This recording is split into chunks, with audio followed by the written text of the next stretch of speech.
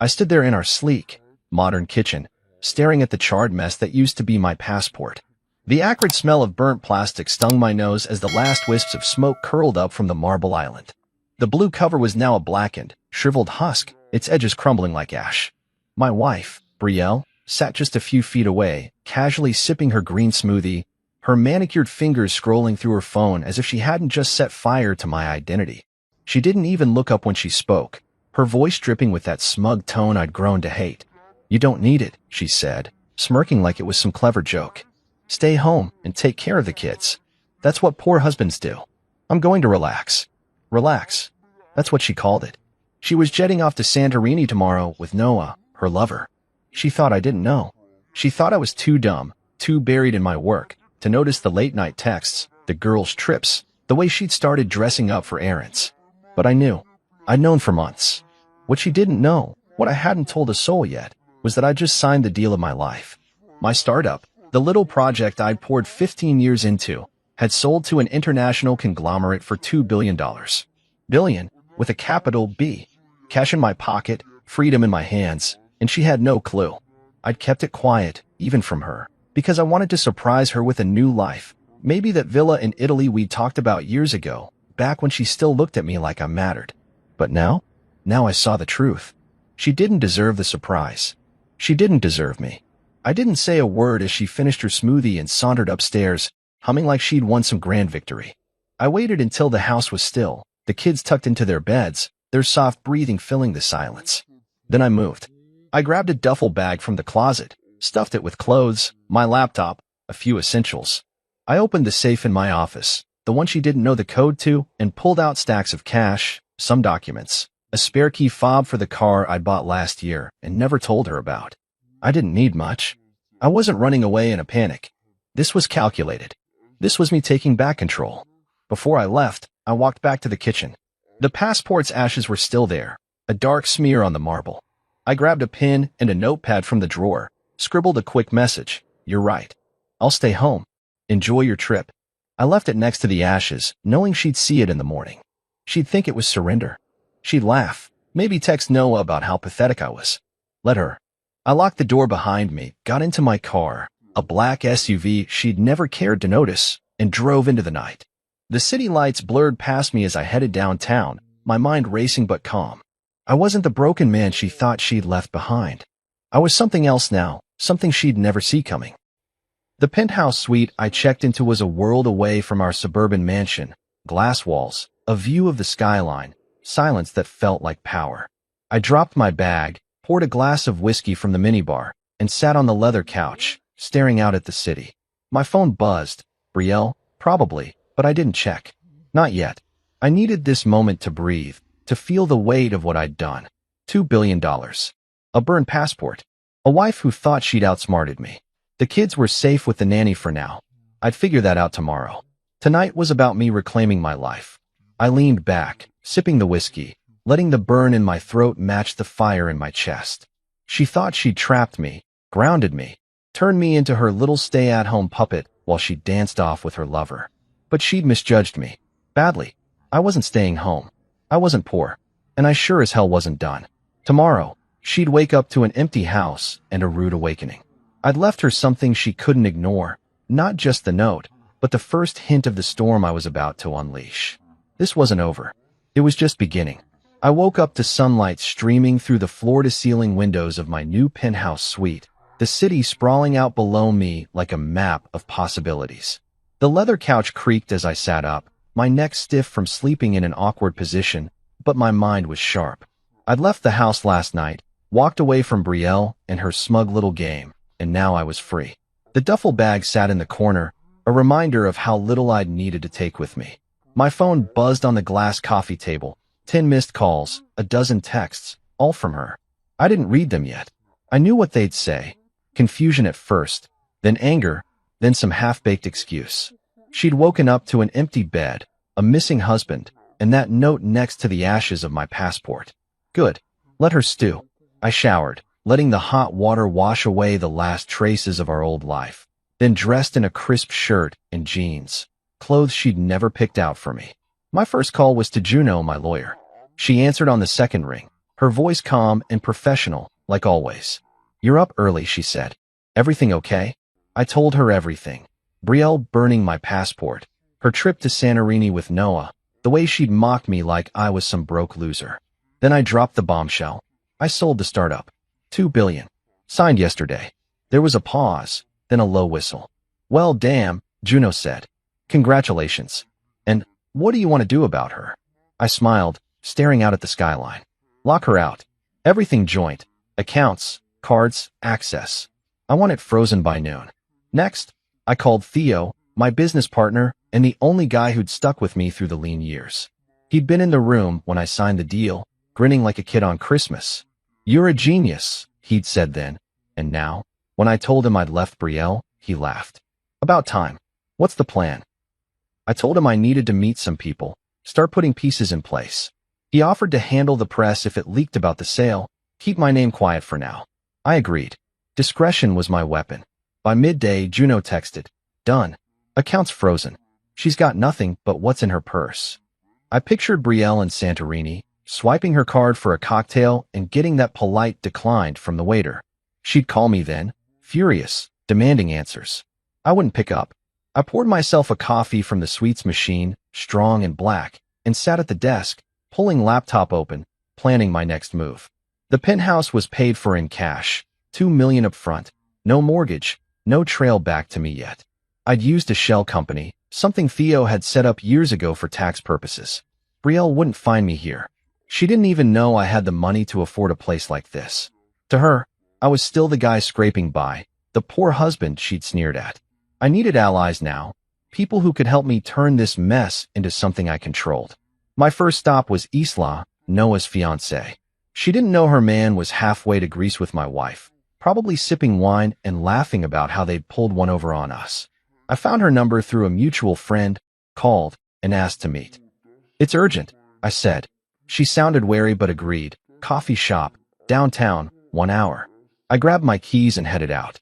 Isla was waiting at a corner table, her blonde hair pulled back, her face tight with stress. She didn't know me well, just as Brielle's husband, the quiet guy who didn't say much at parties. I sat down, ordered a coffee, and got straight to it. "Noah's cheating on you." "With Brielle. They're in Santorini right now." Her eyes went wide, then hard. "You're lying," she said, but her voice shook.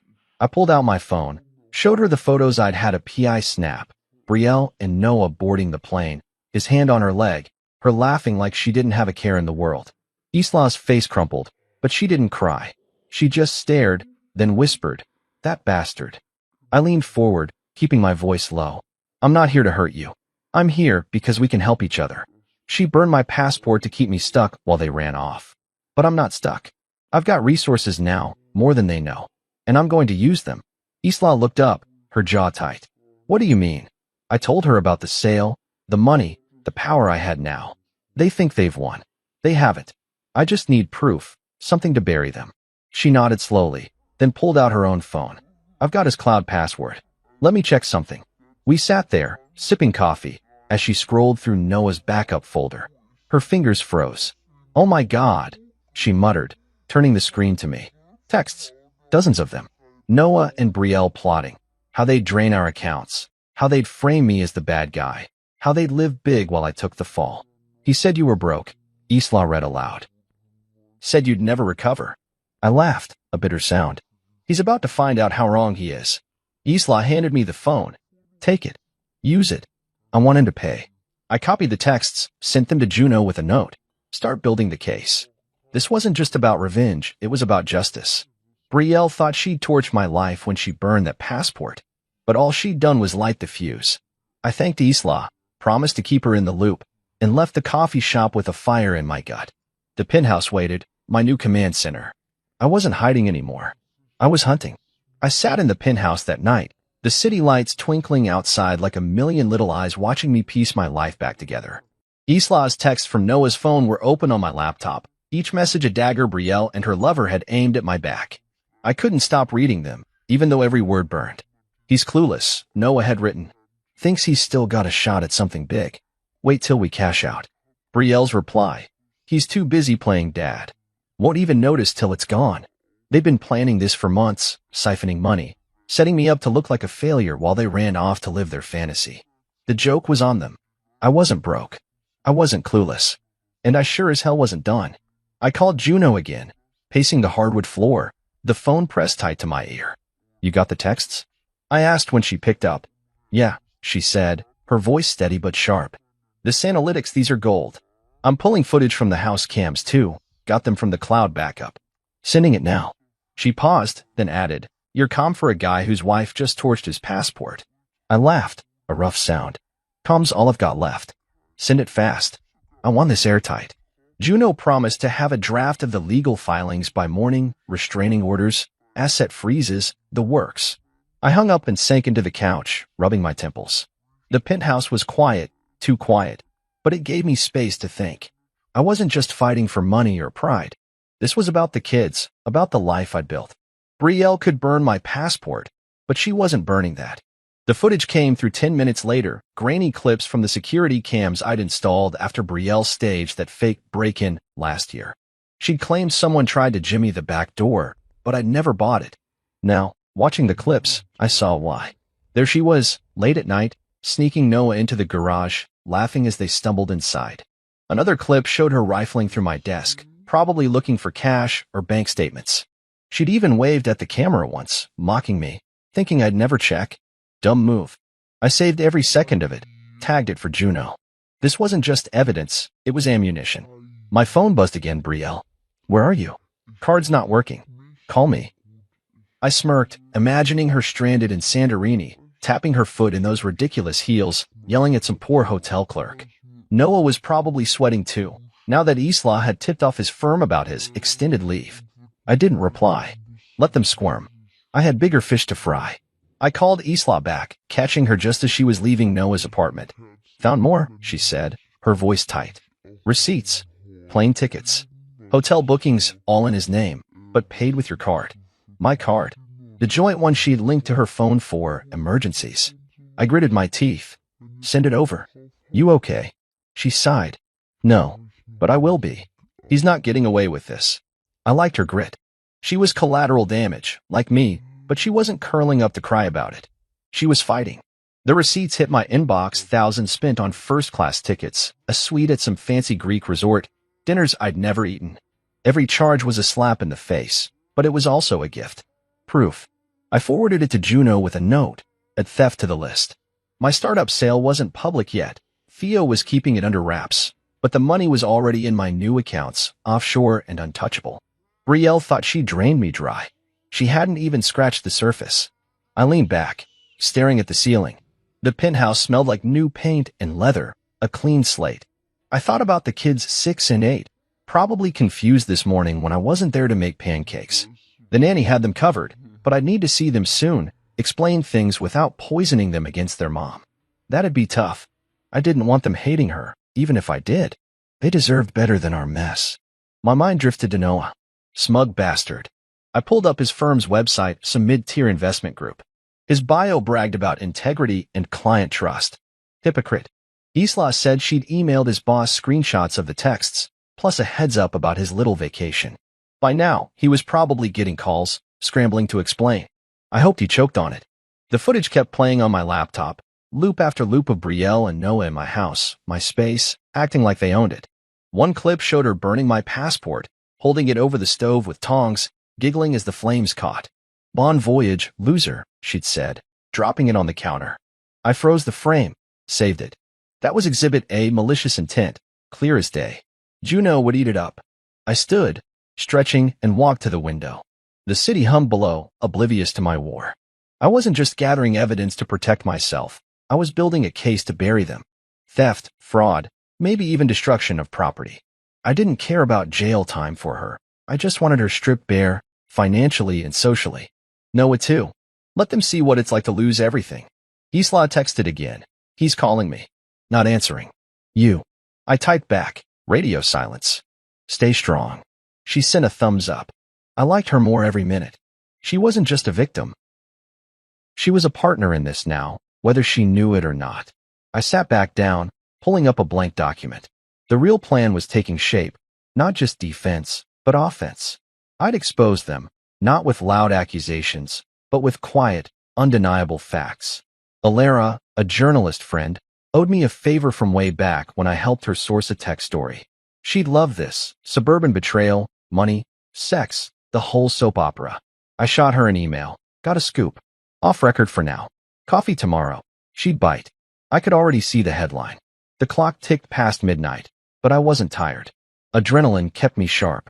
Every text, every clip, every receipt was a brick in the wall I was building, one they'd never climb over. Brielle thought she'd burn me out of her life. She didn't know she'd just handed me the match.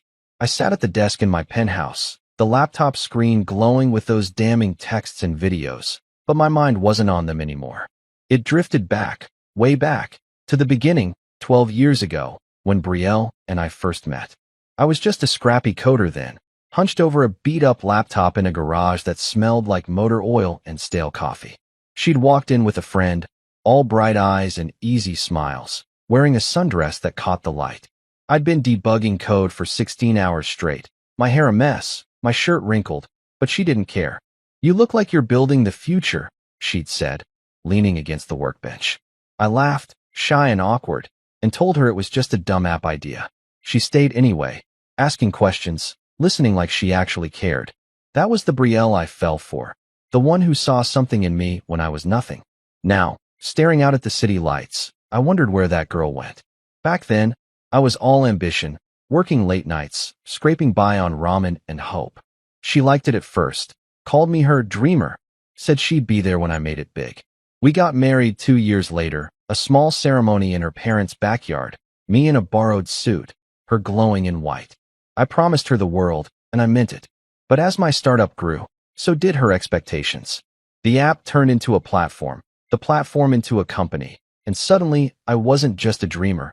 I was a machine she wanted to tune. She started picking my clothes, telling me my old jeans were embarrassing now that I had investors to impress. My buddies from college? Too scruffy, she'd say, steering me toward her polished friends instead. Even my family got the cold shoulder. She'd make excuses to skip dinners with my mom, my brother Kai, saying they didn't fit her vibe. I let it happen. That's the part that stings now. I was so focused on building something real, something that'd last, that I didn't see her reshaping me into her accessory. The late nights at the office weren't just about work. They were my escape from her constant nudges, her little digs about how I wasn't fun anymore. She wanted luxury, status, the Instagram life, while I was still the guy who'd rather fix a bug than sip champagne at some gala. Over time, I became this curated version of myself, clean-shaven, buttoned up, quiet at her parties because she'd trained me to be. I thought it was compromise. It wasn't. It was control. The passport burning?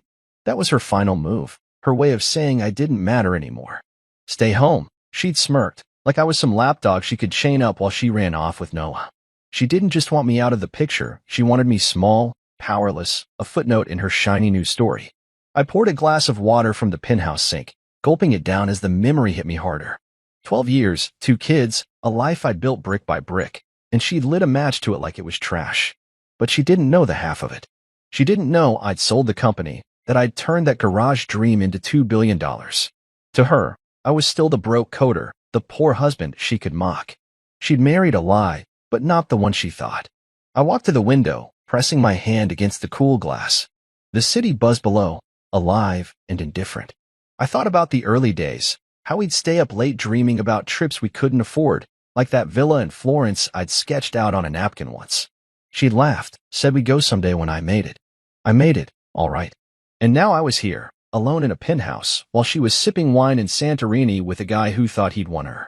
The irony twisted in my gut. I'd spent years building something for us, for the kids, and she'd traded it for a fling and a tan. My phone buzzed, another text from her. "This isn't funny. Where's the money?" I didn't answer. She'd figure it out soon enough, when the cards kept declining, when Noah's promises fell flat. I wasn't the guy she'd married anymore, not the naive dreamer she could mold. I was something else now, something she'd underestimated. The footage from the house cams, the text from Isla, the receipts, they were all pieces of the puzzle, but this wasn't just about evidence. It was about me remembering who I was before her.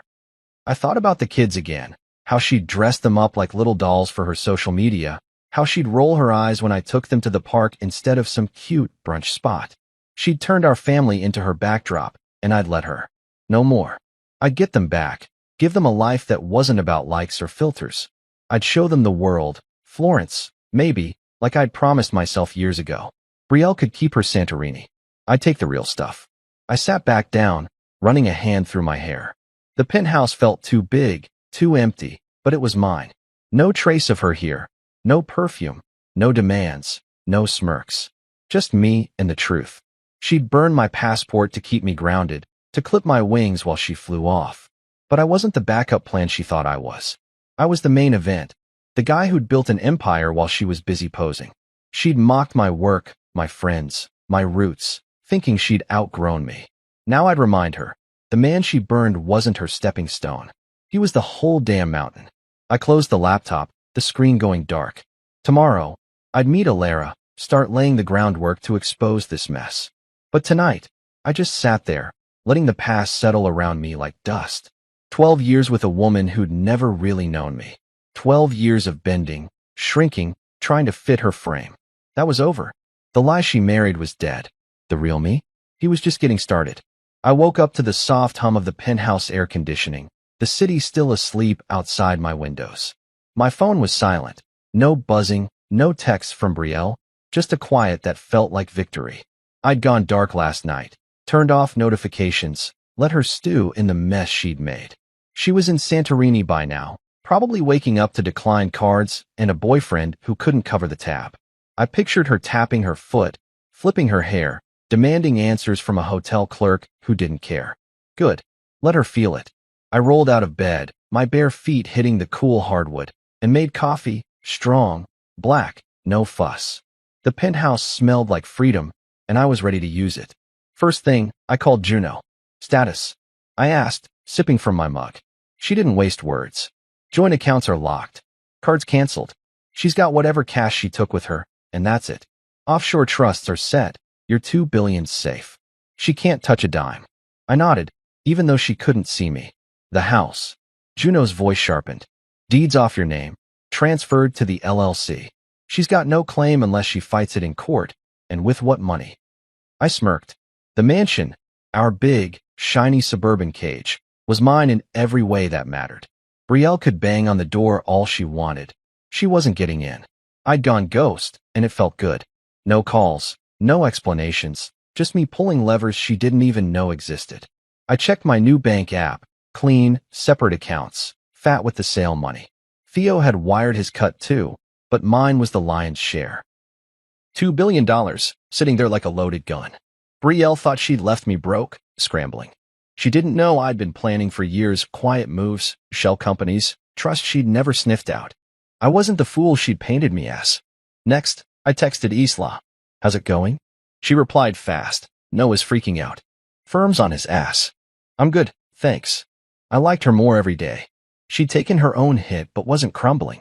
She'd sent his boss the texts, the receipts, everything, and now Noah was feeling the heat. His cushy job was probably toast by now. Cheating on your fiancé with a married woman doesn't look great on a resume. I typed back. Stay sharp. She'll be home soon. Isla sent a fist bump emoji. We were a team now, whether she realized it or not. I paced the penthouse, coffee in hand, thinking about my next move. The kids were with the nanny, safe, fed, probably asking where I was. I'd call later, keep it light, but I needed to focus today. Brielle's world was collapsing, and I was the architect. I pulled up the house cam footage again, watching her burn my passport on loop. That smirk, that laugh, it fueled me. She thought she'd grounded me, but I was already flying. My phone pinged an email from Juno. House codes changed. She's locked out when she lands. Perfect. I imagined her rolling up in a cab, designer bags in tow, punching the old code into the keypad. Nothing. She'd scream, call me, maybe even the cops. Let her try. The LLC owned it now, and I had every right to secure my property. She'd be stuck outside in those stupid heels, looking like the fool she was. I needed to hit harder, though, not just money, not just the house. I wanted her exposed, her perfect little life peeled back for everyone to see. That's when I thought of Alara. She was a journalist I'd met years ago, back when my startup was just a blip. I tipped her off to a tech story once, saved her deadline. She owed me. I grabbed my laptop, shot her a message. Hey, got something big. Suburban influencer double life, money, betrayal, The works. Coffee today? Off record for now. She replied in minutes, hell yes. 2 p.m., usual spot. I grinned. Alara loved a juicy scoop, and this was a banquet. I spent the morning digging deeper, cross-checking the receipts Isla sent, matching them to the cam footage. Every move Brielle and Noah made was sloppy, traceable. They'd used my card for everything: flights, hotels, even a damn couple's massage. I saved it all, built the file thicker. Juno would use it for the legal side, but Alara? She'd turn it into a story that'd torch Brielle's precious image. All those followers, those brand deals, she'd lose them overnight. By noon, I was restless. I grabbed my keys, headed to the coffee shop early. The place was quiet, just a few people tapping away on laptops. I took a corner table, ordered a black coffee, and waited. Alara showed up right on time, her dark hair pulled back, her notebook already out. "You look different," she said, sliding into the seat across from me. "Good different." I shrugged. "New chapter. You ready for this?" She leaned in, eyes bright. "Spill." I kept it vague, no names yet, just the bones. A suburban wife, an affair, a husband she thought she'd ruined. She burned my passport to keep me home while she ran off with him.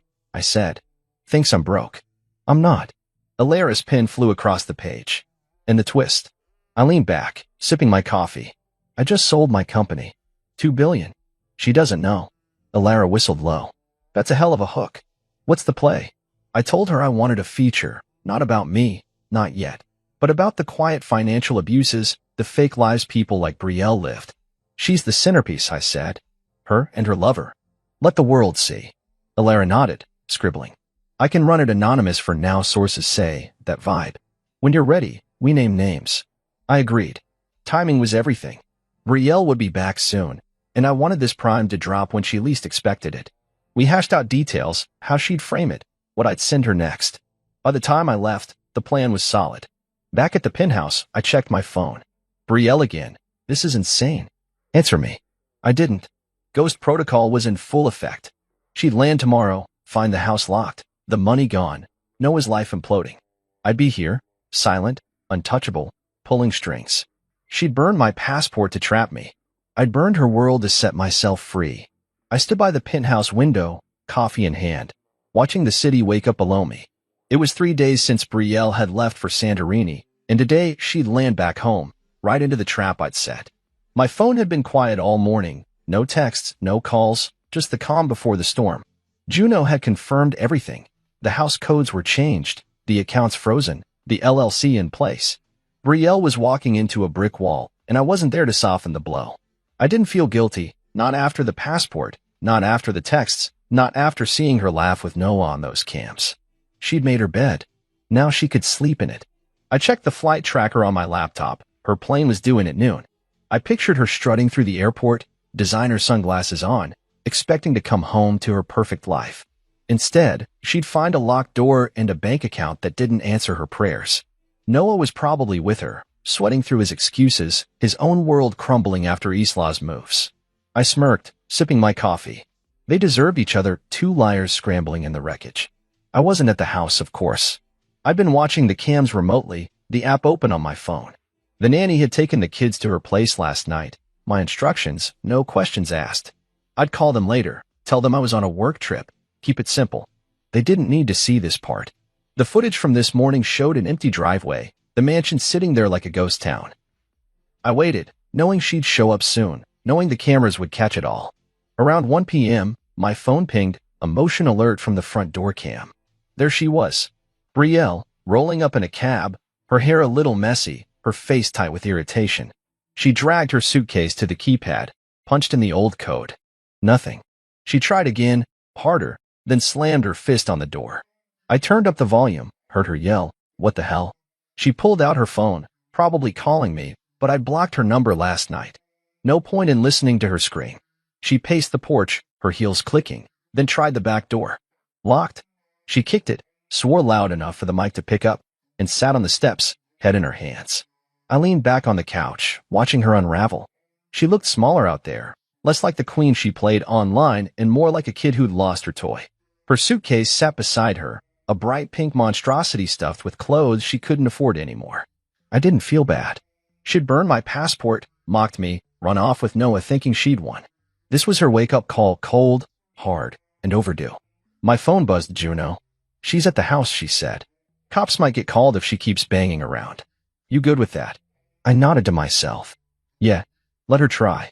It's my property now. She's got no leg to stand on. Juno chuckled. She's gonna hate you for this. I shrugged, even though she couldn't see. She hated me anyway. This just makes it official. While Brielle stewed outside, I had work to do. I'd been thinking about my mom lately, how she'd raised me and Kai alone after Dad split, how she'd always said I'd do something big. She died 5 years ago, cancer, and I'd wanted to start a foundation in her name ever since. Brielle had shot it down every time, said it wasn't glamorous enough, that I should focus on real investments like her influencer friends did. Screw that. Now, with the sale money, I could do it right. I called Theo. Hey, you still got that nonprofit guy's number? He did. Sending it now. What's this about? I told him Mom's foundation, education grants, tech for kids like I'd been. He got quiet, then said, she'd love that, man. I'm in, whatever you need. I spent the afternoon on the phone with the nonprofit guy, a sharp dude named Marcus. We hashed out a plan, $5 million to start, scholarships, coding camps, all in Mom's name. It felt good, like I was building something that mattered, not just for me but for her. Brielle never got that, legacy over likes. By the time I hung up, the papers were in motion. I'd sign tomorrow. Back on the cams, Brielle was gone. The cab must have come back. She'd probably checked into a hotel, burning through whatever cash she had left. I didn't care where she went, as long as it wasn't my problem. I poured a whiskey, sat down, and wrote her a letter. Not an email, not a text, old school, pen on paper. I kept it short. You burned my passport to take a man on my dream trip. So I burned the illusion you called a marriage. I won't stop you from chasing fantasies. But you'll do it without me, and without the empire I built. I sealed it, addressed it to the house.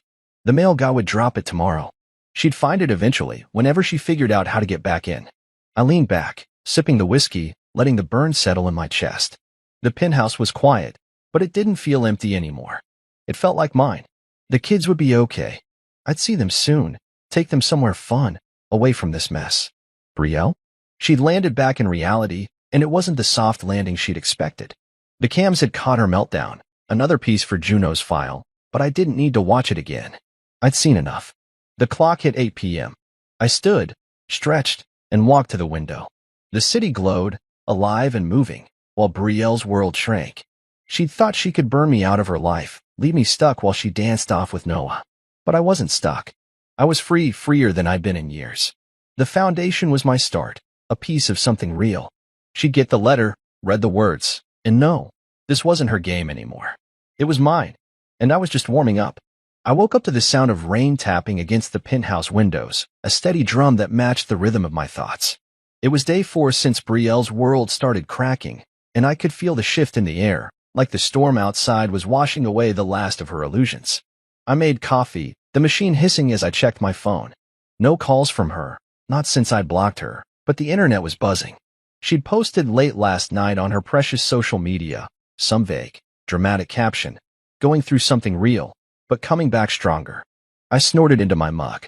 Typical Brielle, spinning her mess into a sob story, fishing for likes and sympathy. She didn't know the half of what was coming. I pulled up the house cams from yesterday's footage, her pacing the porch, yelling into her phone, then slumping off with her suitcase. She'd probably crashed at a hotel, maybe Noah's place if he'd made it back too. Didn't matter. She was scrambling, and I was steady. Juno had texted. She tried a lawyer. Some cheap guy. He's got nothing, prenup's ironclad. I grinned. That prenup, she'd laughed when we signed it, said it was pointless because I'd never amount to much. Now it was her cage, locking her out of my billions. The rain picked up, streaking the glass as I sat at the desk, laptop open. Alara's article had gone live an hour ago, behind the facade, when influence becomes control, and it was already spreading. She'd kept it anonymous like I'd asked, no names yet, just a suburban influencer who'd manipulated her husband's finances while living a double life with a lover. The details were vague but sharp. Enough to make people whisper, to make Brielle's followers squint at her latest post and wonder. I scrolled X, watching the chatter build. Sounds like someone I know, one user wrote. These fake perfect wives are the worst, said another. I didn't reply, didn't need to. The seed was planted. My phone buzzed. Alara. It's hitting. Comments are wild. You good? I typed back. Perfect. Let it cook. She sent a fire emoji. I leaned back, sipping my coffee, feeling the warmth spread. Brielle's whole game was her image. Those curated photos, they blessed captions, the brand deals that paid for her highlights and handbags. Now it was crumbling, and she didn't even know why yet. Her followers weren't buying the pity play. Too many had seen the article. Too many were connecting dots. I thought about her out there, probably refreshing her phone, watching the likes slow down. She'd call it a glitch, blame the algorithm, but the truth was colder. People smelled the lie. Her friends, those shallow influencer types she'd collected, were already pulling back.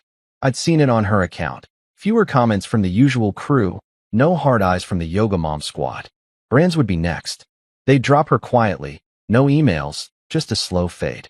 She'd built her castle on sand, and the tide was coming in. An email popped up, anonymous, no name, just a throwaway address. She used to mock you, it read.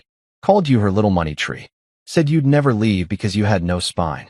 Glad you proved her wrong. I stared at it, my jaw tight. One of her cronies, maybe, or someone she'd vented to at a wine night. Didn't matter who. It confirmed what I'd suspected. She'd never respected me, just used me as her prop. I saved it, forwarded it to Juno. Another brick in the wall. The rain kept falling, a gray curtain over the city. I stood, stretching, and walked to the window. Brielle was in damage control mode, but she had no tools left. No money, no house, no husband to lean on. Noah was useless too. Isla had gutted his career, and he'd be lucky to keep a job flipping burgers. I pictured them holed up somewhere, arguing over whose fault it was, their grand plan in ashes. She'd burned my passport to keep me down, but all she'd done was light her own fuse.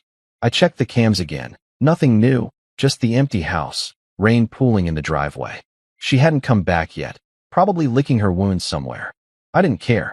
My focus was shifting, less on her, more on me. The foundation papers were ready. I'd sign them tomorrow with Marcus. $5 million to start, a real legacy, not some filtered photo. Op Mom would have loved it. Brielle never did. She'd called it a waste, said I should buy a yacht instead. Funny how she'd chased flash while I built substance. My phone pinged again, a text from Theo. Article's a hit. You sure you don't want your name out there? Hero vibes.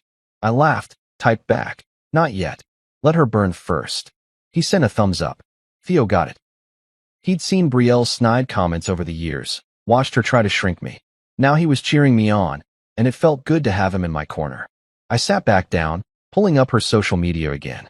The post was still up, but the comments were turning. What's real, huh? Spill the tea, one said. This why your grid's been quiet? Another jabbed. I didn't smile, too much anger for that, but I felt the shift. She'd thrived on control, on everyone buying her act. Now the mask was slipping, and she couldn't glue it back on. The anonymous email stuck with me. Little money tree. That's what she'd seen me as, something to shake for cash, then toss when the leaves dried up. She didn't know I'd grown roots deeper than she could reach, that I'd turned that tree into a forest. $2 billion, a new life, a chance to be me again. She'd mocked my work ethic, my quiet nights coding while she partied. Now that work had uprooted her whole game. I poured a whiskey, the rain a steady beat outside. The article was just the start. Alara had more coming when I gave the word. Brielle's burn notice was live, and the fire was spreading. She'd wake up tomorrow to fewer followers, colder friends, a life she couldn't fake her way out of. I wasn't gloating, not yet. This wasn't about joy. It was about justice. She tried to burn me out of her story. Now I was writing the ending, and it wasn't hers to control. I stood in the penthouse kitchen, the morning light cutting through the rain clouds that had finally cleared. The coffee machine gurgled as I waited, my mind on the meeting ahead. Brielle had texted last night. Not from her number, probably a friend's phone since I'd blocked her. We need to talk. Public place. Please. I'd stared at it for 10 minutes before replying. Fine. Noon. The diner on 5th. I didn't want to see her, didn't want to hear her voice, but I needed to look her in the eye one last time. See if she'd squirm, lie, or finally break. The diner was neutral ground, busy enough that she couldn't make a scene. I'd hear her out, then walk away for good. The clock hit 11:30, and I grabbed my jacket, plain, black, nothing she'd picked. The drive was short, the city humming around me as I pulled into the diner's lot. She was already there, sitting in a booth by the window, her hair pulled back, her face bare of the usual makeup. She looked tired, smaller somehow, like the fight had drained out of her. I slid into the seat across from her, keeping my expression blank. The waitress came by, and I ordered coffee black, no sugar. Brielle fidgeted with her water glass, her nails chipped, no polish. That was new. You're being cruel, she started, her voice low but sharp. Locking me out, freezing everything, it's too much. You've made your point. I leaned back, sipping my coffee, letting her words hang there. She expected me to jump in, apologize, fix it. I didn't. No, I said finally, setting the mug down. This isn't revenge. This is release. I'm not punishing you, Brielle. I'm removing you from the center of my story. Her eyes narrowed, then widened, like she couldn't decide if I was serious. Your story? She snapped. What about ours? The kids, the house? You burned that. I cut in, my voice steady. The second you torched my passport and ran off with Noah. You don't get to play wife now. She flinched, her hands tightening on the glass. It wasn't like that, she said, but her tone was weak, rehearsed. I just needed a break. You were always working, always gone. I laughed, a short, bitter sound that stopped her cold. A break? You planned it for months. Stole from me. Mocked me. Don't lie to my face. She shifted, her eyes darting to the table, then back up. Okay, fine. I messed up. But you can't just erase me. We've got history. History. 12 years of me bending, building, while she posed and preened. I leaned forward, keeping my voice low. History's why I'm here. I gave you everything: time, money, a life. You threw it back at me. Now you're out of moves. Her lips parted, then closed. She tried a new tack, softening her voice, tilting her head like she used to when she wanted something. We can fix this. For the kids. I'll come home. We'll work it out, Al. No, I said, sharper this time. You don't get it. There's no home for you to come back to. It's mine, the house, the money, the life I built. You're not part of it anymore. Her face hardened, the mask slipping. You think you're some big shot now? You'll crash without me. You always needed me to. I held up a hand, stopping her. I needed you to what? Dress me up? Tell me who to be? I'm done with that. And you're done with me. She tried threats next, her voice rising. I'll fight this. Lawyers, courts, I'll take half. I pulled the prenup from my jacket, slid it across the table. She'd signed it years ago, laughing, thinking it was a joke. Read it, I said. You get nothing. Not a dime. Her eyes scanned the page, her breath hitching. This can't. There's no way. I stood, tossing a few bills for the coffee. Turns out poor husbands do pretty well when they play the long game. Goodbye, Brielle. I walked out, her stare burning into my back, but I didn't turn. The air outside was crisp, the city alive around me. She'd tried everything: guilt, charm, threats, and none of it stuck. I got in my car, let out a long breath. That was it, the last thread cut. She wasn't my wife anymore, not in any way that mattered. The diner faded in my rear view as I drove back to the penthouse, the weight lifting off my chest. Back home, I poured a whiskey, the afternoon sun slanting through the windows. The prenup was my shield, but the Real wind was walking away. She'd thought she could manipulate me one last time, pull me back into her orbit. She didn't know I'd outgrown it, outgrown her. My phone buzzed. Alara. Articles still trending. Push the names? I typed back. Soon. Let it simmer. Brielle's meltdown at the diner would have been gold for the story, but I didn't need it. The anonymous version was enough for now. I thought about her sitting there, grasping at straws. She'd called me cruel, but cruelty would have been dragging this out, playing her game. I'd ended it clean. The kids were next. I'd see them tomorrow, take them for ice cream, start rebuilding what she'd cracked. They didn't need her drama, just me being there. I'd figure out custody with Juno, keep it smooth. The whiskey burned going down, a good burn. I wasn't the man she'd married, the quiet coder she could shape. I was me again, raw and real, with $2 billion and a life she couldn't touch. She'd unmasked herself today, shown the desperation behind the polish. I'd unmasked her too, stripped her of the power she'd held over me. The match was over. I'd won. And I wasn't looking back. I woke up to sunlight spilling across the penthouse floor, the city stretching out beyond the glass like a promise I could finally keep. Brielle was gone, not just from the house, but from my head, her voice fading after yesterday's diner showdown. I'd cut the last tie, left her grasping at air, and now the day was mine. Coffee brewed in the kitchen, the rich smell filling the space as I pulled on a plain t-shirt and jeans, clothes I liked, not ones she'd approved. My phone buzzed. Marcus, the nonprofit guy. Papers ready. Meet at 10. I typed back. See you there. Today was about building, not breaking. I drove to his office downtown, the streets busy with morning traffic. The foundation was real now, Mom's name on it. $5 million to start, a chance to give kids like I'd been a shot at something big. Marcus greeted me with a handshake, his desk piled with forms. This is solid, he said, sliding the papers over. Scholarships, coding camps, mentorships, starts next quarter. I signed, my pen scratching across the page, feeling her with me, Mom, who'd worked double shifts to buy me that first clunky computer. Brielle had called this a waste. She was wrong. This was legacy. Back in the car, I called the nanny. Bring the kids to the park at noon, I said. I'll meet you there. She agreed, no questions. I hadn't seen them since I'd left, and the ache hit hard, my son's goofy grin, my daughter's quiet questions. I'd kept it light on the phone, said I was working, but they deserved more. The park was neutral, open, a place to start fresh. I stopped for ice cream on the way, chocolate for him, strawberry for her, guessing their favorites like I hadn't been gone. They ran to me when I got there, small arms wrapping around my legs. Daddy, my son yelled, his face smeared with dirt already. My daughter hugged quieter, her eyes searching mine. Where were you? She asked. I crouched down, handed them the cones. Work stuff, kiddo. But I'm here now. How's it been? They chattered, school, the nanny's pancakes, a lizard they'd seen. I listened, really listened, no phone in my hand, no Brielle nagging in the background. We sat on a bench, the sun warm, and I told them we'd take a trip soon. Where? My son asked, ice cream dripping. Florence, I said. Italy. Cool buildings, good food. They grinned, no clue it was my dream too, one Brielle had mocked. The nanny watched from a distance, giving us space. I'd sort custody later, Juno was on it, but for now, this was enough. They didn't ask about their mom, and I didn't bring her up. She'd call them eventually, spin her story, but I wouldn't poison them against her. They'd see the truth someday.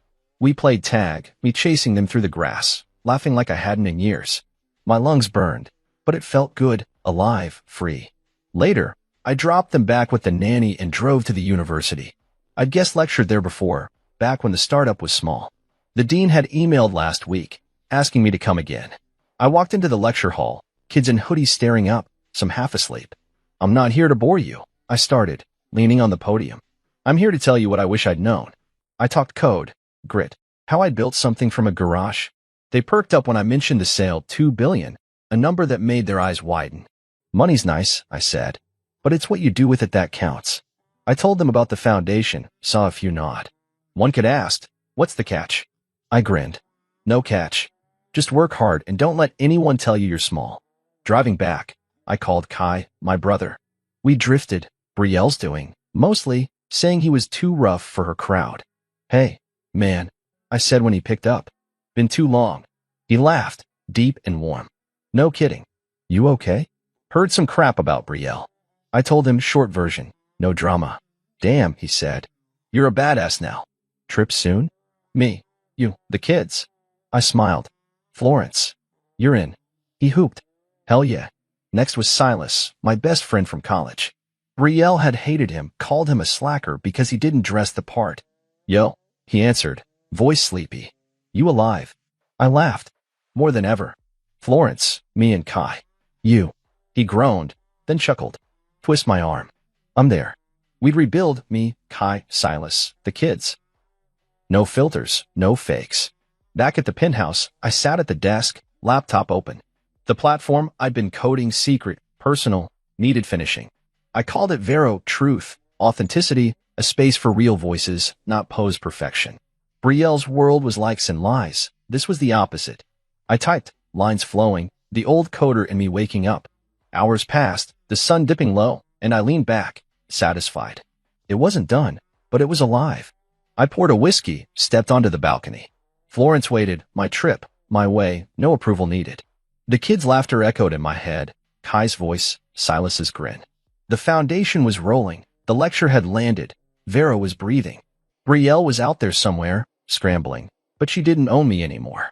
I'd shifted, money, sure, but more than that. Freedom, purpose. Me again, not her version. The city glowed below, a canvas I could paint on now. 2 billion open doors, but this family, work, truth was the key. I sipped the whiskey, the breeze cool on my face. Legacy mode wasn't about winning against her. It was about building beyond her. And I was just getting started. I stood on the stage in Lisbon, the tech conference buzzing around me, a sea of faces staring up from the crowd. The lights were hot, the mic heavy in my hand, but I felt steady, steadier than I'd been in years. It was a year since Betrayal burned my passport, a year since I'd walked out and turned her world upside down. Now I was here, unveiling Vero, my platform, my truth to a room full of coders, investors, and dreamers. The screen behind me glowed with the logo, simple, bold, real. Authenticity, I said, my voice carrying over the hum. Accountability. Truth. That's what this is about. The crowd leaned in, phones up, recording. I wasn't nervous.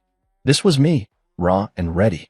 I'd spent months coding Vero, nights on the penthouse balcony with my laptop, the city lights my only company. It wasn't just an app.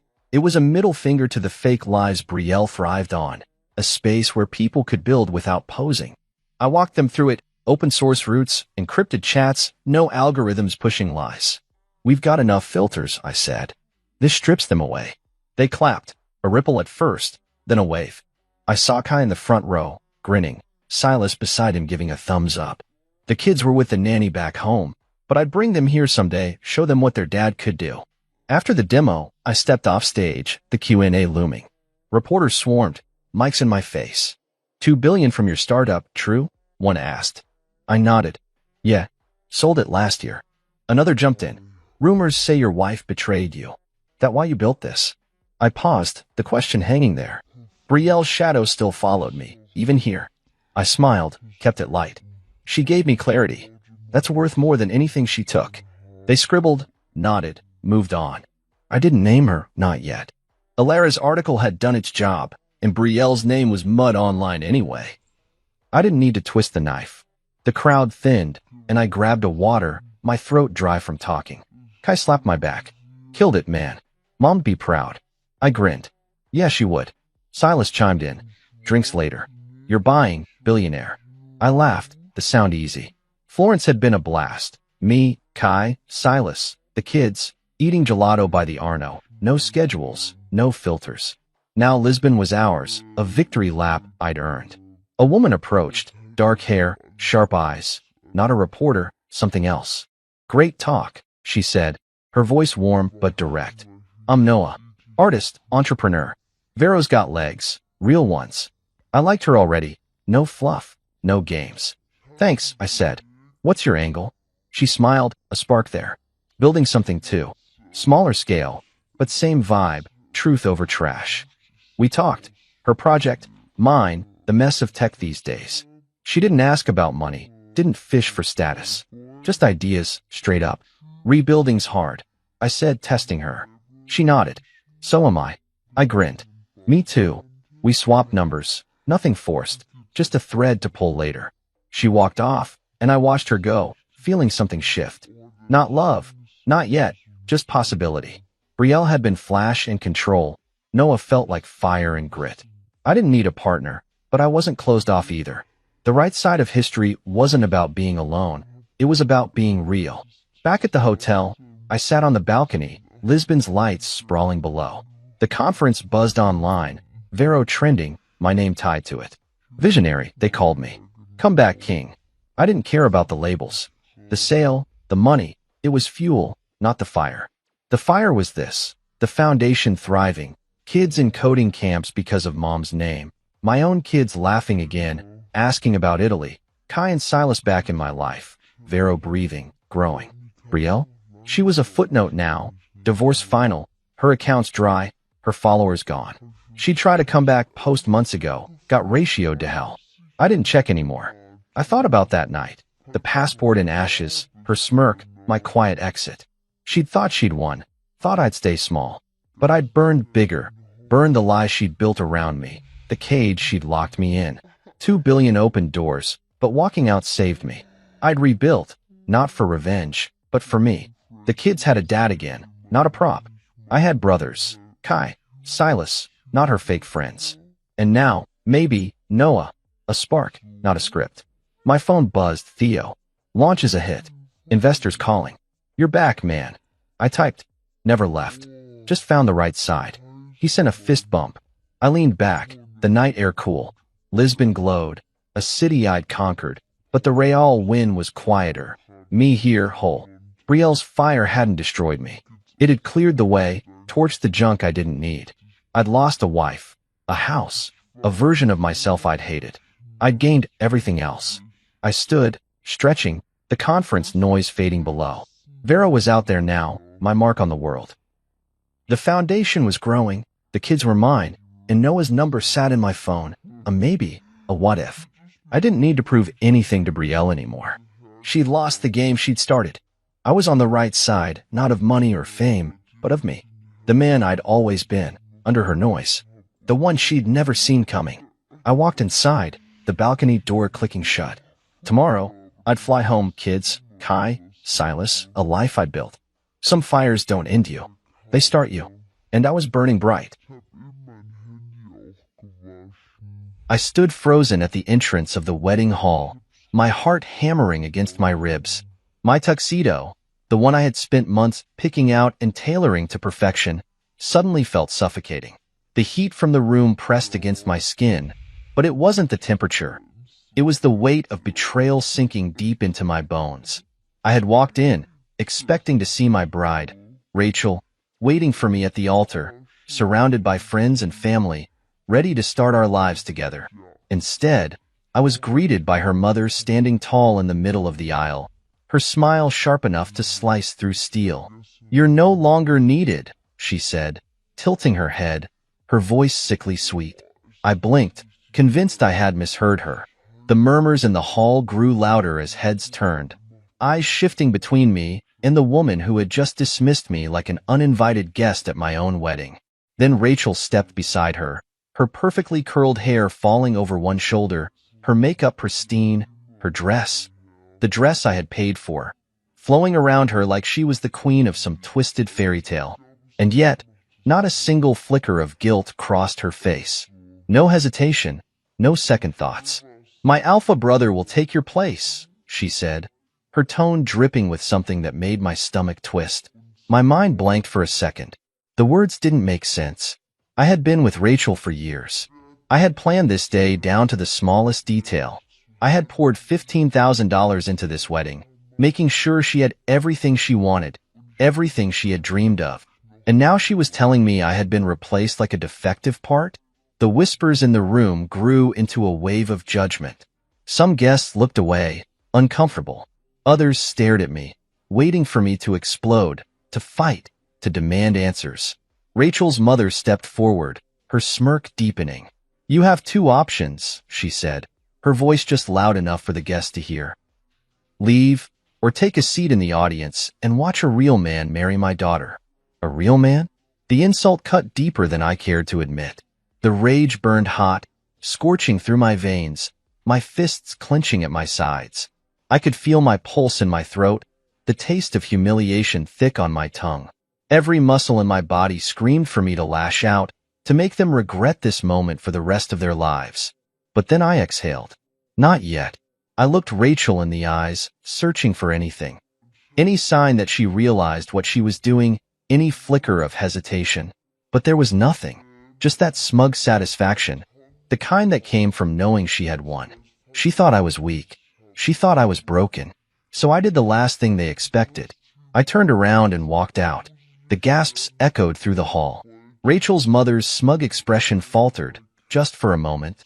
Rachel's lips parted slightly, as if she hadn't actually expected me to go through with it.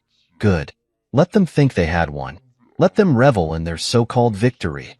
Because the game had only just begun. An hour later, I sat in my car, parked in an empty lot. The tuxedo jacket had been thrown onto the passenger seat. My tie loosened, my hands gripping the steering wheel so hard my knuckles turned white. The phone buzzed beside me. At first, I ignored it. I wasn't ready to hear whatever excuse, whatever pathetic justification Rachel or her family had cooked up. Then it rang again, and again. By the fourth time, I picked it up. The second I answered, I was met with screaming. Rachel's voice, frantic and shrill, cut through the speaker. You ruined everything. I almost laughed. The sheer audacity of it. Me. My voice was eerily calm. I ruined everything? Rachel, you replaced me at my own wedding. You let your mother throw me out like I was nothing. And now, you have the nerve to call me? There was a stuttering breath on the other end, followed by more frantic yelling. The wedding is a mess. The guests are leaving. Nothing is going as planned. I leaned back in my seat, a slow smirk forming. Good, good, she shrieked. Matthew, you don't understand. No, Rachel. My voice hardened. You don't understand. But don't worry. You will soon. And then, before she could say another word, I hung up. As I sat there, the weight of the situation settled over me. Rachel and her family thought they had crushed me, that I would simply disappear, licking my wounds, while they carried on with their twisted version of a perfect day. They had no idea what was coming. I took a slow breath, my mind already spinning with the next steps. This wasn't over. Not by a long shot. They wanted to play dirty? Fine. I would burn everything they built to the ground. Walking away wasn't an act of surrender. It was a strategic retreat. They thought they had one, that they had humiliated me beyond recovery. They had no idea who they were dealing with. As I drove through the city, my mind sharpened, the initial sting of betrayal transforming into something colder, something more dangerous. Rachel and her family had spent years treating me like I was an accessory to her life, something replaceable. They believed I was desperate for their approval, that I would bend over backward to prove I was good enough for them. They were wrong. I pulled into a quiet parking lot, my hands steady as I pulled out my phone. If they thought I was going to disappear, they were about to learn just how much of their perfect day was still under my control. I dialed the number of the venue manager. He answered after 2 rings. Mr. Carter, everything going smoothly at the wedding? I almost laughed at the irony. Actually, I need you to cancel everything. Silence. Excuse me? Shut it down. The catering, the flowers, the music, everything I paid for? Gone. Now. He hesitated. Sir, the wedding is happening right now, not my wedding, I cut in. If they want to replace me, let's see how they handle a wedding without my money. A long pause, then a careful question. Should I process a refund to the original payment method? I smirked. No. No refunds. Understood. As I hung up, I pictured the chaos about to unfold inside the venue. Rachel and her mother had stolen my wedding, thinking they could swap me out like a disposable piece of furniture. Let's see how they liked it when their dream wedding fell apart before their eyes. I wasn't done yet. I scrolled through my contacts and found the number for the catering service. The moment they picked up, I got straight to the point. Cancel the food order. A surprised voice answered, Sir, we're in the middle of delivery. Turn the trucks around. No food is to be served. And while you're at it, make sure they understand there's no refund coming. The manager hesitated. Are you sure? I could already imagine the guests sitting at their tables, waiting for the grand feast that would never come. Very sure. Click. Next came the decorations. I had gone all out to make sure the wedding looked exactly how Rachel wanted. Every detail, from the floral arrangements to the silk table runners, had been meticulously chosen by her, using my money. I called the decorator. Pull everything. A confused voice on the other end stammered, Sir, the wedding is, I don't care. Pack it up. And if they give you trouble, tell them to take it up with me. I barely had time to enjoy the thought of Rachel standing in a half-empty wedding hall before I made my next move. The DJ. The moment he answered, I gave the same instruction. Cut the music. Pack your equipment and leave. He chuckled nervously. This some kind of joke? Not at all. You're no longer needed. I could hear the hesitation, but money talks, and I was the one who had paid him. One by one, I dismantled every part of the wedding that I had built. By the time I was done, the entire event was nothing but an empty shell. Now, it was time to sit back and watch the collapse. I walked into a nearby cafe, ordered a coffee, and settled into a seat by the window. My phone, once buzzing with well wishes and excitement, was now flooded with calls from Rachel and her family. I ignored them all. Minutes turned into an hour. You have to fix this. I took a slow sip of my coffee. Fix what? Everything is falling apart. The guests are complaining. There's no food, no music, no decorations. Sounds like a terrible wedding. I mused. Maybe you should ask your real man to handle it. There was silence on the other end. A pause so long that for a moment, I thought she had hung up. Then, she spoke, her voice lower now, pleading. Matthew, please. We can talk about this later. Just fix it, okay? Call the vendors. Tell them there was a mistake. We can still salvage this. I chuckled. Salvage it? Rachel, you threw me out of my own wedding. You expected me to sit quietly while you replaced me like a spare part. You thought I'd just disappear while you celebrated on my dime. But now, without me, you have nothing. It wasn't my fault, she snapped, panic slipping into her voice. It was my mother. She convinced me it was the right thing to do. Oh, so you're just a puppet now? I leaned back in my chair, twirling my spoon in my coffee cup. Poor Rachel, unable to think for herself. A grown woman letting mommy make her decisions. That's not. Let me ask you something. I cut in, my voice sharp now. When she told you to replace me, did you hesitate? Did you fight for me? Did you tell her no? Silence. I smirked. That's what I thought. I hung up before she could say another word. Meanwhile, back at the venue, the chaos only grew worse. Guests, expecting a luxurious feast, were now sitting at empty tables, muttering among themselves, checking their phones in confusion. Some of them tried to discreetly slip away. Others weren't so subtle, openly complaining as they left. Rachel's mother was in full meltdown mode, storming through the hall, demanding answers, barking orders at staff who had no idea what was going on. The best man, Rachel's so-called alpha brother, was pacing near the altar, looking around like a man realizing he had just walked into a burning building. Then, the DJ shut off his equipment and walked out. Then, the floral team started pulling down decorations. Then, the catering company arrived, not to serve food, but to pack up and leave. By the time Rachel realized how deep the damage went, she was standing in the middle of a half-empty hall, her perfect day crumbling around her. And that's when the guests started talking. The whispers started small. Wait, didn't she have a different fiancé? Wasn't Matthew supposed to be the groom? Where is he? Then, a few guests who had seen the exchange earlier started telling the truth. Her mother told him to leave. Kicked him out right at the entrance. What? Are you serious? Yeah, told him to join the audience, if he wanted to watch someone else marry Rachel. Wait, so he was the one who paid for everything? Oh my God. Like wildfire, the rumors spread. And just when I thought things couldn't get worse for them, I got a message from an old friend who was still at the wedding. Friend, dude. Cops just showed up. I laughed so hard I almost spilled my coffee. Guests who had seen me get kicked out had started telling others, and before long, the entire hall was buzzing with the real story. The more people talked, the worse it got. Some were furious about what Rachel's family had done, while others just found the entire thing hilarious. But then, one guest, someone who had known me personally, decided to bring up something else. You know, I heard Matthew paid for everything. The venue, the food, the decorations. No way. Are you serious? Dead serious. Rachel's family didn't spend a dime. He funded it all. Wait, so you're telling me she kicked him out, replaced him, and expected to keep all his money? That was the moment everything shifted. People started leaving. One by one, guests began walking out of the venue, refusing to take part in the farce that Rachel and her family had tried to pass off as a wedding. Some stopped to confront Rachel's mother, calling her out for the stunt she had pulled.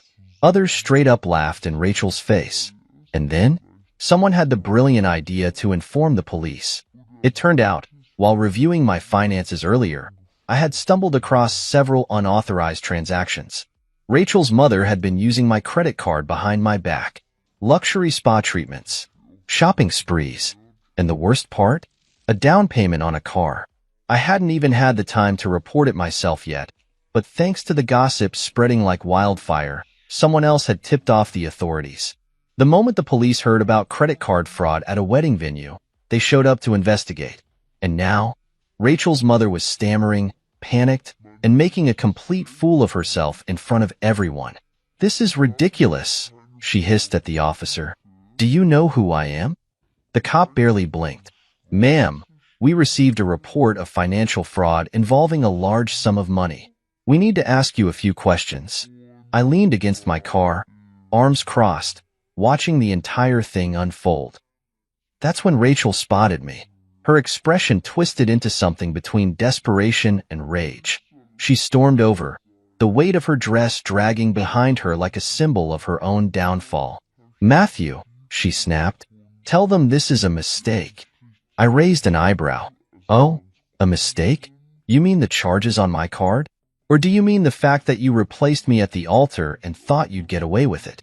I didn't know about the credit card. It was my mother. And you expect me to believe that?" I tilted my head. "Rachel, when were you planning to tell me? Before or after you let your real man move into my house?" Her breath hitched. "It wasn't supposed to be like this." I chuckled, shaking my head. "No, Rachel, it wasn't supposed to be like this for you. You thought you'd get everything you wanted, that I'd just disappear quietly. But you underestimated me." The officer turned to me. "Sir, are you the cardholder?" I nodded. "Yes, and I was about to file a fraud report myself. I have the receipts, the statements, everything you need." Rachel's mother whirled around, furious. "You little rat. You're trying to ruin us." I smirked. "No, ma'am. You ruined yourselves." The cop gave a tight-lipped nod.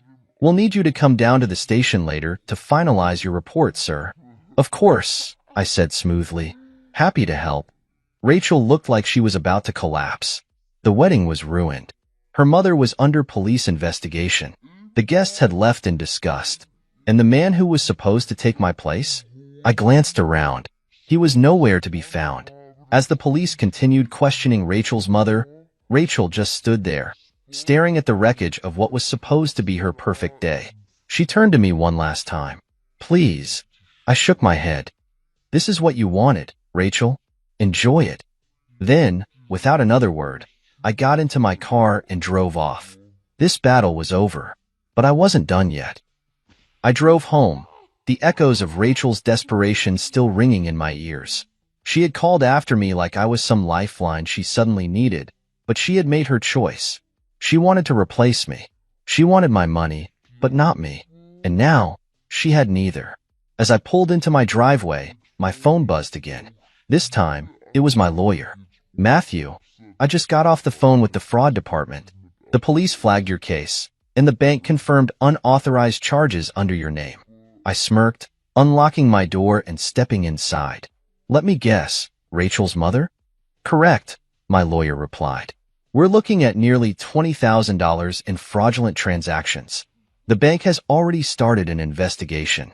If you press charges, they'll move forward with legal action." I leaned against my kitchen counter, exhaling slowly. $20,000. That woman had stolen from me with zero hesitation, all while plotting to push me out of Rachel's life like I was disposable. I didn't even have to think about it. Press the charges. There was a pause.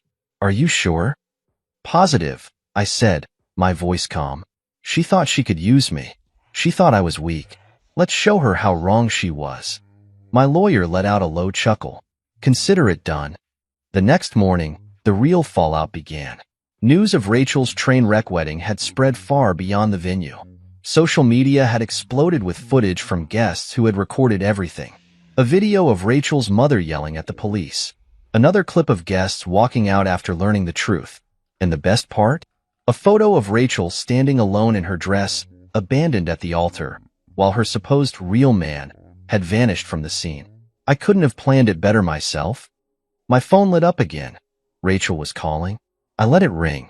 Then came another. Her father. Ignored. Then another from an unknown number, probably her mother's desperate attempt to reach me. Not happening. That afternoon, my lawyer sent me an update. The charges have been filed. The fraud department is moving forward, and Rachel's mother is looking at criminal charges for financial theft. I smirked. Good. Let's see how well she handles being the center of attention now. She'll probably try to settle, my lawyer continued. She might even beg you to drop the charges. I leaned back in my chair. She'll learn that I don't forgive thieves. That same night, Rachel showed up at my house. I almost didn't answer, but curiosity got the best of me. I opened the door to find her standing there, her once pristine wedding dress now wrinkled, her hair a mess, her eyes swollen. For the first time since this all started, she actually looked nervous. "Matthew," she started, her voice small. I crossed my arms. "You shouldn't be here." "I know," she admitted, her hands trembling slightly. I need to talk to you." I said nothing, waiting. She hesitated, then burst into tears. "My mom is being investigated. My family is turning on each other. Everything is falling apart. Please, you have to stop this." I stared at her, unimpressed. "I don't have to do anything, Rachel. Your family stole from me. Your mother used my money to fund her own lifestyle while treating me like trash. And you stood by and let it happen." She shook her head violently. "I didn't know about the money, I swear." I raised an eyebrow. "So, you're telling me your mother suddenly started buying luxury bags, spa treatments, and a brand new car, and you didn't ask where the money came from?" She bit her lip, avoiding my eyes. I didn't think." I cut her off. "That's the problem, Rachel. You never thought. You just took what you wanted and assumed there'd be no consequences." Her shoulders shook. "Matthew, please. I know I hurt you. I know I made a mistake. But you're not like this. You're not cruel." I exhaled, shaking my head. "Rachel, this isn't cruelty. This is justice." Her lips parted slightly, and for the first time, I saw the real fear in her eyes. I continued, my voice steady. "Your mother thought she could take from me and get away with it. She was wrong. Your family thought I was weak. They were wrong. And you? You thought I'd sit back and watch while you humiliated me. You were wrong too." She reached for my hand, but I stepped back. "I can't fix this," she whispered. "I don't know what to do." I gave her a cold, humorless smile. "You made this mess, Rachel. Now you get to live with it." She let out a shaky breath. "You're really going through with this?" Every last step. Her tears fell harder. "I never meant for it to go this far," I sighed. "You meant for me to disappear quietly, but I didn't." She swallowed hard, wiping at her face. "I guess I deserve this." I tilted my head. "You do." Rachel stood there for a few more seconds, her chest rising and falling in unsteady breaths, before finally turning away and walking back to her car. I watched as she drove off, disappearing into the night. The battle was over, but the war wasn't finished yet. Her family's downfall was only just beginning. The days after Rachel's disastrous wedding felt like a turning point. The fallout was worse than even I had expected. The credit card fraud case was moving fast, and Rachel's mother was now the subject of a full financial investigation. Apparently, my case had opened up a much bigger issue, one that involved years of suspicious transactions. I couldn't have planned it better if I tried.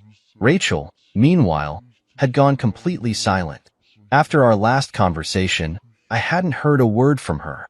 No calls, no texts, nothing. It was like she had finally accepted the reality she had created for herself. Then, on the third day, she broke. I was at home, working on my laptop, when my phone buzzed. "Rachel." I debated ignoring it. I owed her nothing, but something in me wanted to hear just how broken she had become.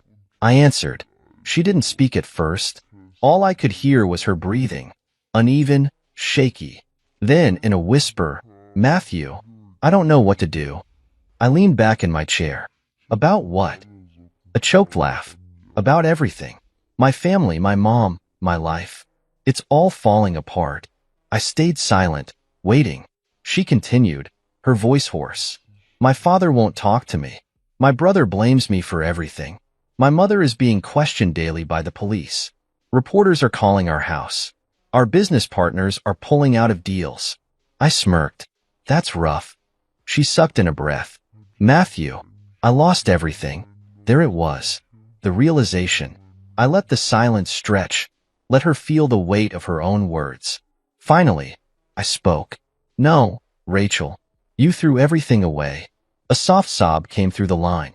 I don't know how it got this bad." I tilted my head. My voice cold. You don't? She sniffled. I made a mistake. I sighed. No, Rachel. You made a series of choices. You chose to betray me. You chose to listen to your mother. You chose to replace me at our wedding. And now, you're realizing what that means. She let out a shaky breath. I miss you, Matthew. I laughed. A deep, bitter laugh that made her suck in a breath. Miss me? I repeated. You mean you miss my money? You miss the stability? You miss knowing that, no matter what, I'd always be there to fix your messes? That's not true, she snapped. Isn't it? I asked calmly, because if I were still the old Matthew, you'd be trying to convince me to help you right now. But you know I won't, and that terrifies you. She didn't respond. Good, I said, my voice like ice. Sit in that fear. Get comfortable with it. Because this is your new reality, Rachel, and I'm not part of it. She whimpered. I don't want to be alone. I smirked. You should have thought about that before you threw me away. And with that, I hung up. The news about Rachel's family only got worse. Their family business was in trouble. Investors were distancing themselves, not wanting to be associated with a fraud scandal. Even Rachel's father, who had tried to play innocent, was getting dragged into the mess. And Rachel? She was officially ruined. Her friends had abandoned her. The guests from the wedding had spread the full story of what she had done, and no one wanted to be associated with her anymore. Her own family blamed her for the disaster, claiming that if she had just married me, none of this would have happened.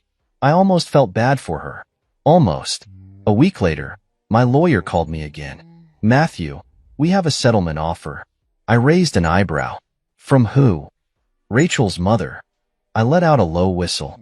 How desperate is she? Very. My lawyer sounded amused. They want to offer you a financial settlement if you agree to drop the charges. I smirked. How much? 50,000. I almost laughed. She stole 20,000 from me and now wants to pay 50 just to make this go away? It's more than just the money. My lawyer's voice turned serious. The investigation is digging up more dirt on her. If this goes to court, she could be facing real prison time. This is her way of trying to get ahead of it. I tapped my fingers against my desk, considering. If I took the money, this could all be over.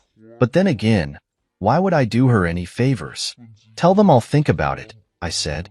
But in my heart, I already knew my answer. Rachel and her family had tried to destroy me, and I wasn't done watching them fall.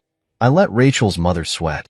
She thought she could buy her way out of this mess, that I'd take her hush money and walk away quietly. But that's the problem with people like her. They always assume money fixes everything. It didn't. Not this time. I ignored the settlement offer. Didn't even acknowledge it. Let them wonder. Let them panic. And while they were waiting for my response, I made my next move. I had proof. Bank statements, fraudulent transactions, stolen funds, all tied directly to Rachel's mother. She had used my money like it was her personal piggy bank, funding a lifestyle she never actually earned. Now, it was time for everyone to know. The first thing I did? I sent everything to the police. They already had an open investigation, but now they had even more documents, emails, concrete proof that she had been dipping into accounts that didn't belong to her. This wasn't just fraud anymore. It was theft on a massive scale. Next, I leaked everything online. It started with a simple post. Imagine getting thrown out of your own wedding, only to find out your future in-laws stole your money too. Wild, right? Here's the proof. Attached? Screenshots, bank statements, receipts. It didn't take long before the post exploded. People who had attended the wedding chimed in, confirming what happened. I was there. The groom was literally told to leave or watch from the audience, while another guy took his place. They took all his money and expected him to just disappear. Unreal. Wait, so she knew her mom was stealing from him this whole time? And she just let it happen? The story went viral. Rachel's family had always been obsessed with their public image, but now, that image was completely shattered. People dug up old skeletons, pulling out previous lawsuits, shady business dealings, even old complaints from employees who had worked for Rachel's father. Her father's business lost multiple clients overnight. Her mother's name was dragged through the mud. with local news outlets picking up the fraud case. And Rachel? She became a joke. The texts started pouring in. First, from Rachel. What the hell did you do? Ignored. Then, from her brother. The same alpha that was supposed to replace me. Bro, this is getting out of control. You need to take the post down. I laughed. He thought he still had the right to tell me what to do? Ignored. Then, finally, Rachel's father. His message was longer, more careful. Matthew, I know things got out of hand, but this has gone too far. I understand you're angry, but this is damaging our family's reputation. If we can sit down and talk, maybe we can work something out. So now, when it's his family's reputation on the line, he suddenly wants to be reasonable? I replied with one sentence. You should have thought about that before your wife stole from me. No response. The next morning, my lawyer called again. Matthew, they upped their offer. $75,000. I smirked. Oh, they getting nervous? Very, she confirmed. Between the fraud case and the public fallout, they're desperate to make this disappear. I leaned back, considering it. 75 grand was more than what they stole from me. I could take the money, close the chapter, and move on richer than before. But then, I asked myself, would they have ever done the same for me? Would they have given me a way out if the roles were reversed? No. Rachel's family had never cared about anyone but themselves. They would have bled me dry, taken everything, and left me in the dirt without a second thought. So, I made my decision. Decline the offer, I said. My lawyer hesitated. Are you sure? We could negotiate for more. I'm not here to negotiate, I said firmly. I'm here to watch them fall. She exhaled, then chuckled. You're ruthless. I smiled. I'm just getting started. The next day, the police officially pressed charges against Rachel's mother. She was looking at prison time. Rachel's father tried to distance himself from the scandal, but the damage was done. Investors pulled out, deals collapsed. His company took a massive financial hit. Rachel? She had nowhere to go. Her friends abandoned her. No one wanted to be associated with someone whose entire life was publicly exposed as a scam. Her family turned against each other. And me? I had one. I had taken everything back, my dignity, my money, my life. And they had lost everything.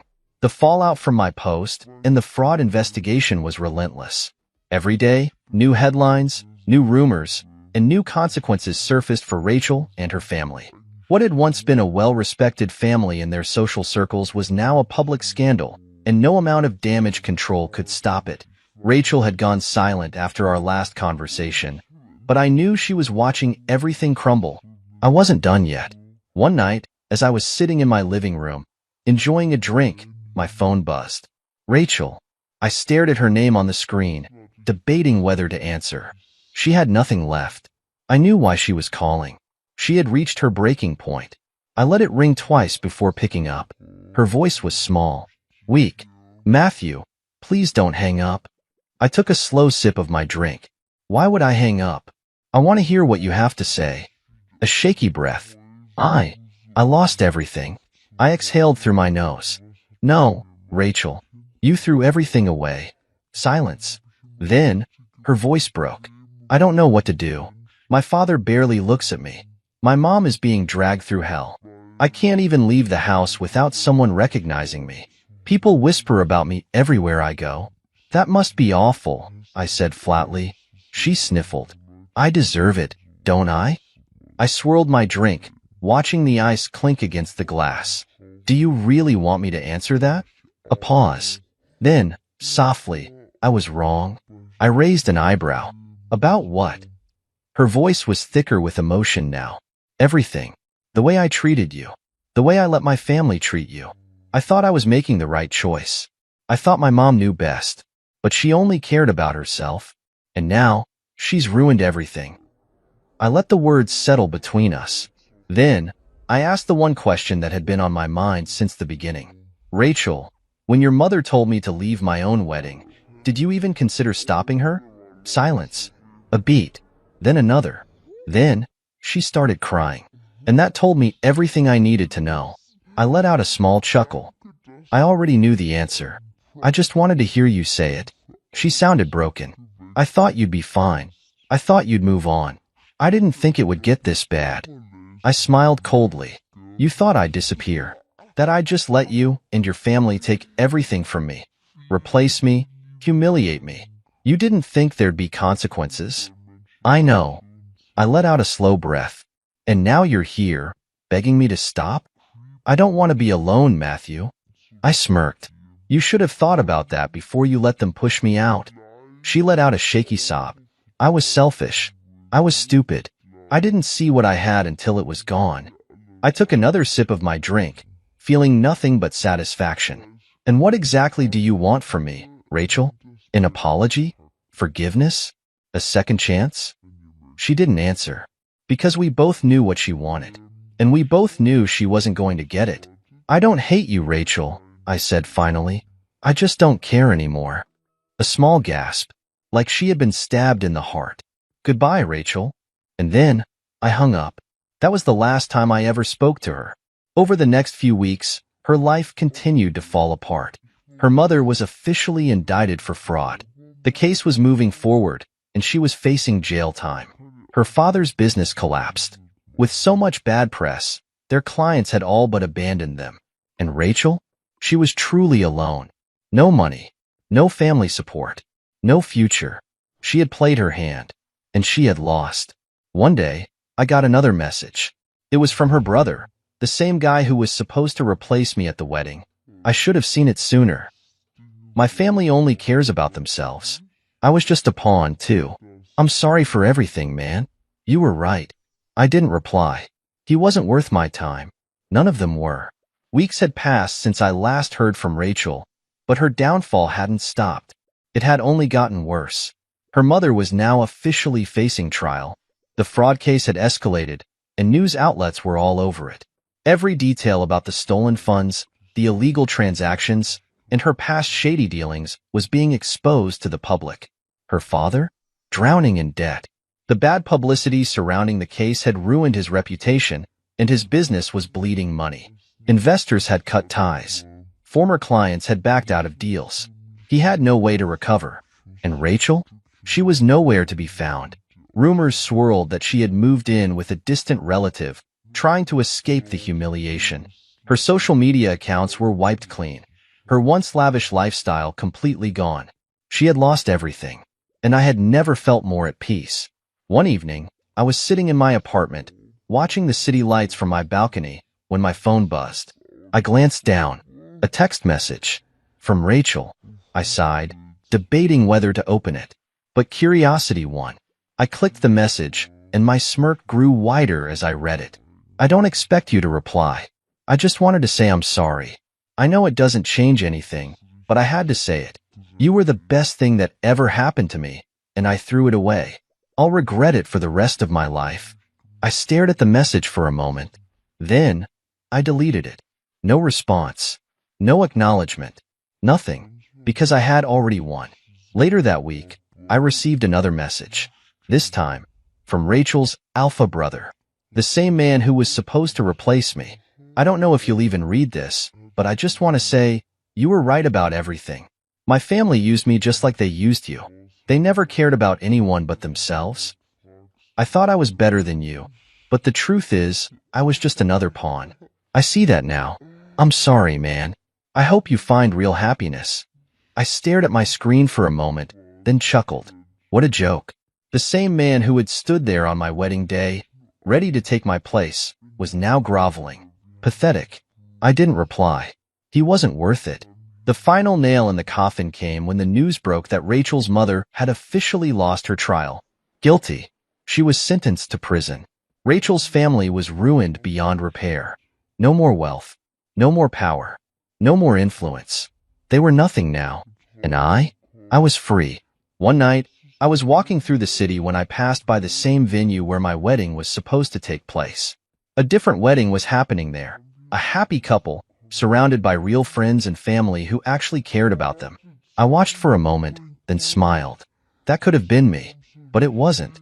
And thank God for that, because Rachel thought she had taken everything from me. But in the end, I was the one who truly won. I woke up the next morning with an unfamiliar feeling. Peace. No more stress. No more anger. No more unfinished business. Everything that needed to happen had already played out. Rachel was gone. Her family was in ruins. Justice had been served, and for the first time in a long time, I felt like I could finally breathe. I stepped out onto my balcony, sipping my coffee as the city came to life below me. The weight of everything, the betrayal, the humiliation, the rage, was no longer there. It had been replaced by something lighter, something better. I had won, not just against Rachel, against the version of myself who would have once let this destroy him. And that was the best victory of all. Later that day, I received one last message.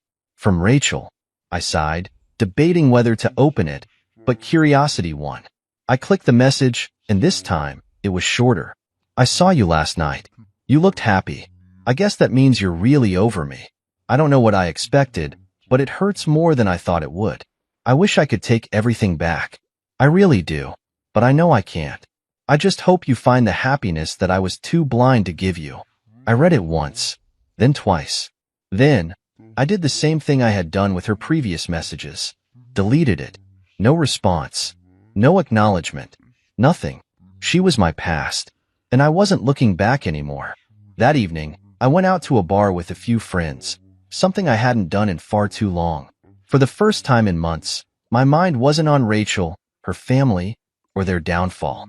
I wasn't thinking about revenge. I wasn't thinking about what had been taken from me. I was just living. And then, something unexpected happened. A woman approached our table, kind eyes, an easy smile, an energy that was nothing like Rachel's. She looked at me, a hint of curiosity in her expression. Mind if I sit here? I hesitated for half a second. Then, I smiled. Go ahead. And just like that, my new life began. Because Rachel thought she had ruined me. But in the end, she had set me free.